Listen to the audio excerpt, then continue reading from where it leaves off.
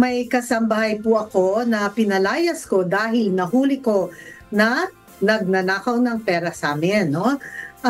Kaso kami pa po ang pinapalabas na masama at nagpo-post sa social media na kesyo ay hindi raw niya nakuha ang last sweldo niya sa amin at masama ang trato namin sa kanya. Nabubuli na ang family namin. Ano po ba ang magandang gawin sa ganitong sitwasyon?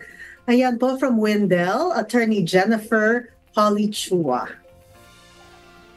Hi. So para po kay Sir Wendell, ang magandang gawin po dyan is una, dahil po sa social media ipinopost yung pagbubuli sa pamilya niya, i-screenshot po niya at i-save as PDF yung mga post ng kasambahay nila ng dati nilang kasambahay.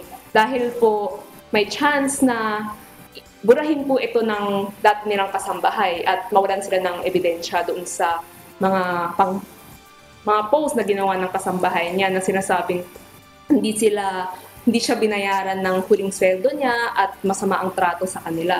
At dapat po nating tandaan na wag po nilang i-confront yung katulong nila sa social media rin dahil sila naman po ang makakasuhan kung ganon.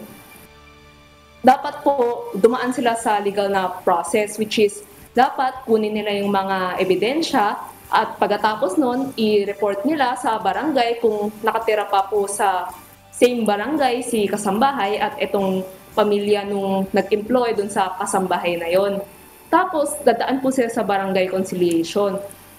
Kung hindi naman po sila nakatira sa iisang barangay, pwede naman po nang mag-file ng complaint for cyber libel itong yung amo ng dating kasambahay. Dahil po itong pag-post sa social media ng mga bagay na hindi naman totoo at nakakasira sa reputasyon ng amo nila,